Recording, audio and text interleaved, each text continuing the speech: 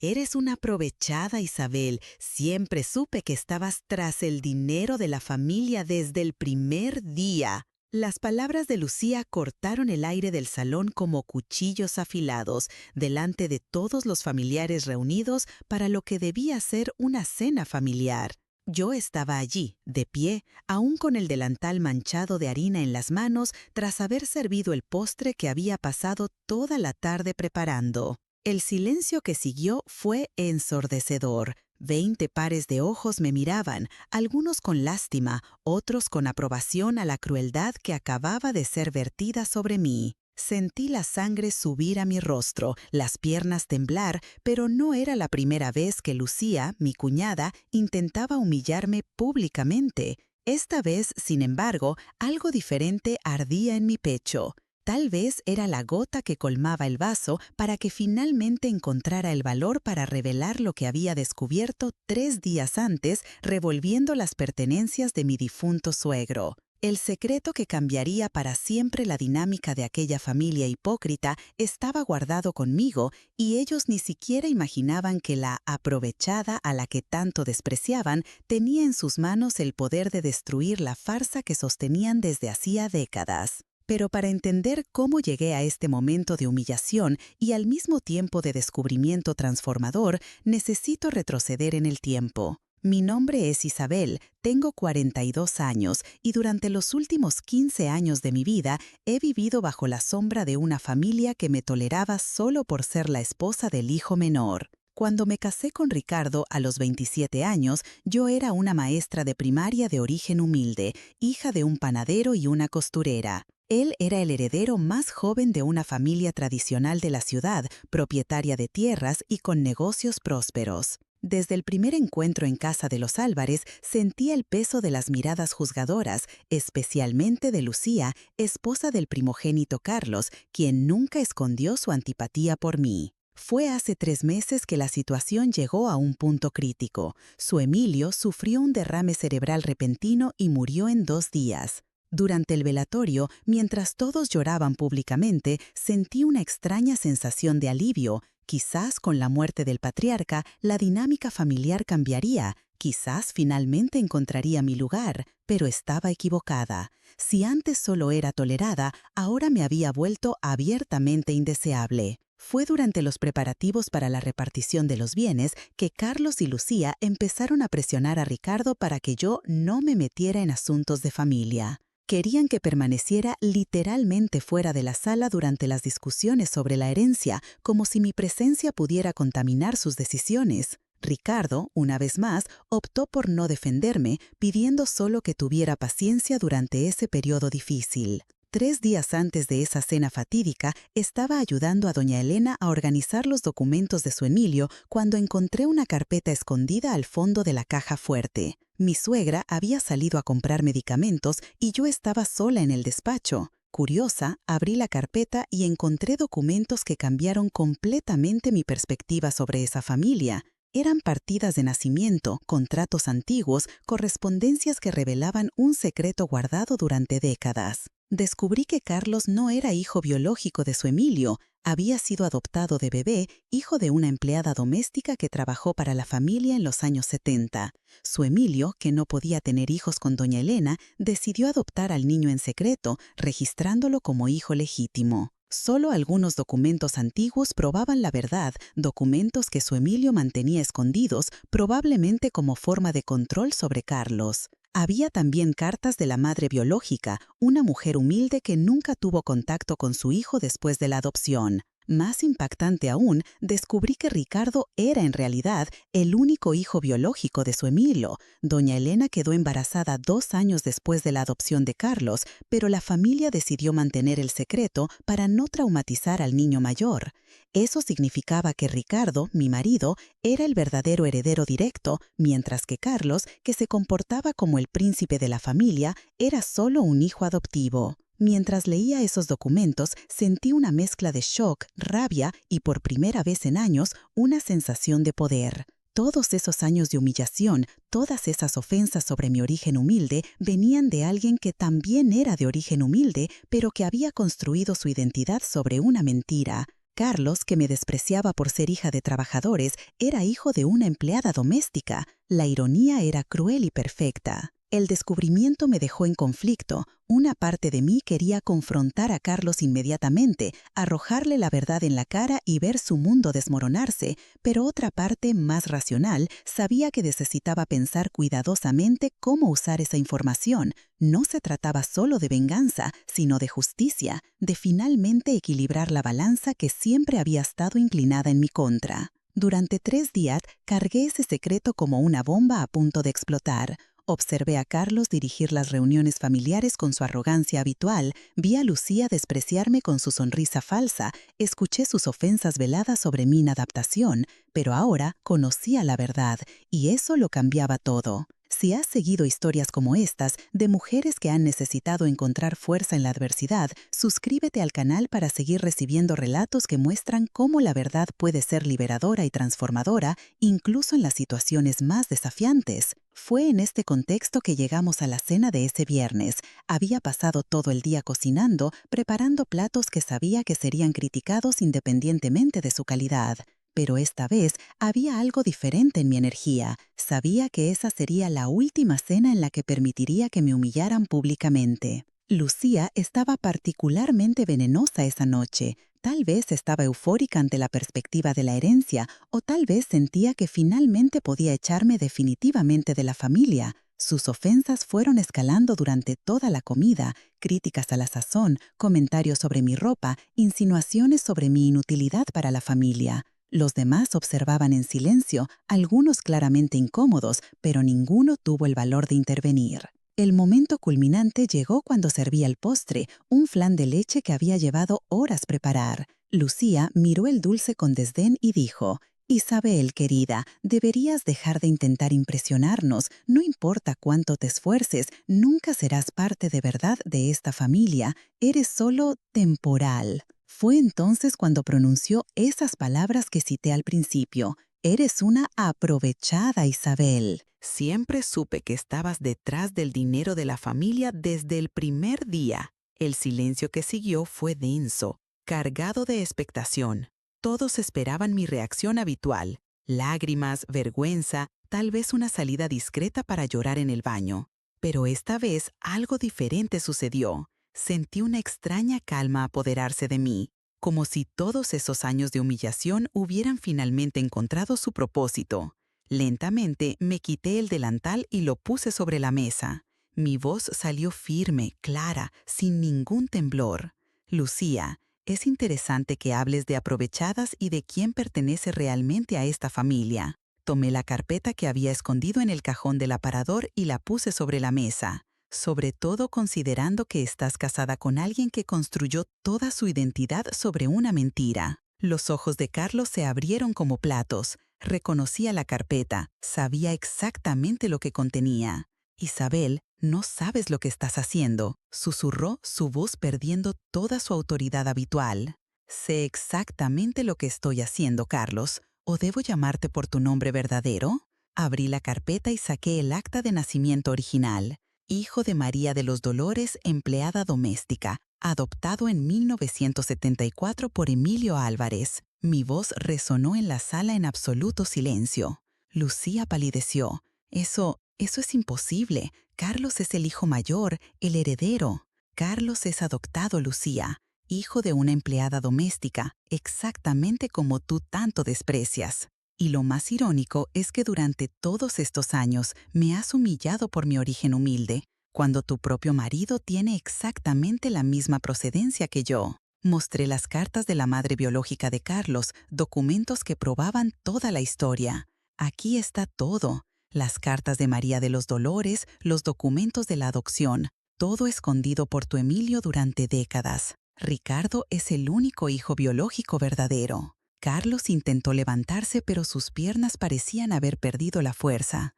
Ustedes no pueden usar esto contra mí. Soy hijo de esta familia independientemente de... ¿Independientemente de qué, Carlos? ¿De haber nacido en una casa humilde? ¿De que su verdadera madre fuera una empleada que lavaba la ropa de esta familia?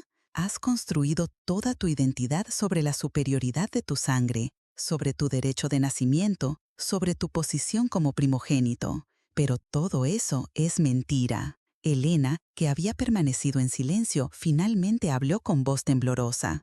Isabel, por favor, no hagas esto. Carlos es mi hijo, independientemente de cómo llegó a nosotros. Doña Elena, no tengo nada en contra de que Carlos sea adoptado. La adopción es un acto de amor y fuiste una madre maravillosa para él. Mi problema es con la hipocresía. Durante 15 años he sido tratada como ciudadana de segunda clase por esta familia. He sido humillada, despreciada, tratada como una intrusa. Y la persona que más me ha perseguido, que más me ha hecho sentir inadecuada por mi origen, tiene exactamente el mismo origen que yo. Lucida, recuperándose del shock inicial, intentó contraatacar. Esto no cambia nada, Isabel. Carlos fue criado en esta familia, educado como un Álvarez. Y yo fui criada por padres trabajadores honestos que me enseñaron dignidad y respeto. Valores que, claramente, no se transmiten automáticamente por el dinero o la posición social. Mi voz ganó fuerza. Me han juzgado durante años por algo que no pude elegir, mi origen, pero yo elegí cómo reaccionar a eso. Elegí trabajar duro, ser una maestra dedicada, cuidar de esta familia incluso siendo rechazada por ella. Carlos eligió ser arrogante, prepotente, usar una mentira para sentirse superior. Fernanda, la hija mayor de Carlos, que había heredado la lengua afilada de su madre, intentó defender a su padre. Tía Isabel, esto no es justo. Papá no sabía. Fernanda, tu padre siempre supo. Miren estas cartas, mostré la correspondencia que había encontrado. Su madre biológica, María de los Dolores, intentó mantener contacto con él durante años.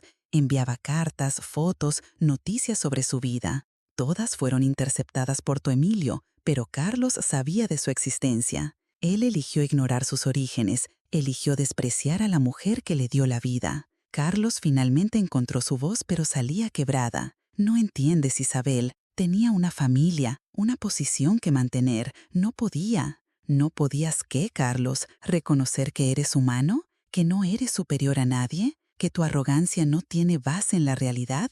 Mi voz subió por primera vez. Me has hecho sentir pequeña durante 15 años por algo que tú mismo eres. Ricardo, que había permanecido en silencio durante toda la revelación, finalmente habló. Isabel, yo no sabía nada de esto. Lo sé, Ricardo. Eras solo un bebé cuando Carlos fue adoptado. Pero ahora necesitas entender que has sido manipulado toda tu vida. Te hicieron creer que eras el hijo menor, el menos importante, cuando en realidad eres el único hijo biológico de tu padre. Lucía, dándose cuenta de las implicaciones financieras de la revelación, intentó minimizar. Esto no cambia nada legalmente. Carlos fue registrado como hijo legítimo, tiene derechos. Lucía, no estoy cuestionando los derechos de Carlos, solo estoy exponiendo la hipocresía de esta familia. Han construido una jerarquía basada en mentiras y me niego a seguir siendo víctima de ella. Fue en ese momento que algo cambió definitivamente en mí. Sentí una fuerza que desconocía, una claridad que me permitió ver toda la situación con una perspectiva completamente nueva. No se trataba de venganza, era sobre liberación. Durante 15 años intenté ganarme el amor y el respeto de esta familia. Cociné, limpié, organicé, soporté humillaciones en silencio. Pero hoy entiendo que nunca se trató de que yo no fuera lo suficientemente buena. Se trató de que ustedes necesitaban a alguien a quien despreciar, alguien que los hiciera sentir superiores. Yo cumplí ese propósito y ahora me niego a seguir sirviendo. Me levanté de la mesa con una dignidad que nunca antes había sentido. Carlos, fuiste un niño abandonado que tuvo la suerte de ser adoptado por una familia acomodada. Eso debería haberte hecho más compasivo, más humano. En cambio, te convertiste en cruel y arrogante. Lucía, construiste tu identidad humillando a otras personas, especialmente a mujeres que considerabas inferiores.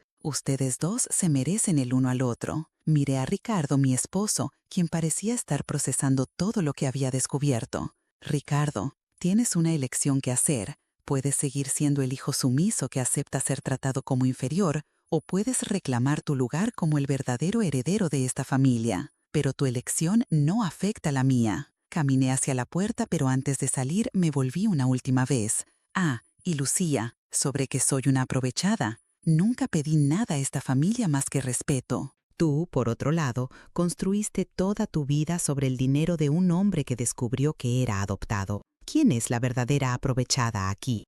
Salí de la casa con la sensación de respirar aire puro por primera vez en años. No sabía exactamente qué pasaría después, pero sabía que jamás volvería a ser la misma persona que aceptaba humillaciones en silencio. En los días siguientes, la familia Álvarez entró en crisis. Carlos tuvo una crisis de identidad, cuestionando todo lo que creía sobre sí mismo. Lucía, perdiendo el poder que ejercía a través de la posición de su marido, se convirtió en una figura disminuida, sin la arrogancia que la caracterizaba. Doña Elena, finalmente, asumió el control de la situación, revelando otros secretos familiares que habían sido guardados durante décadas. Ricardo, inicialmente impactado por las revelaciones, gradualmente comenzó a entender lo que había sufrido durante toda su vida. Me buscó una semana después, pidiéndome perdón por nunca haberme defendido y sugiriendo que comenzáramos una nueva vida lejos de la influencia tóxica de la familia. Pero yo había cambiado.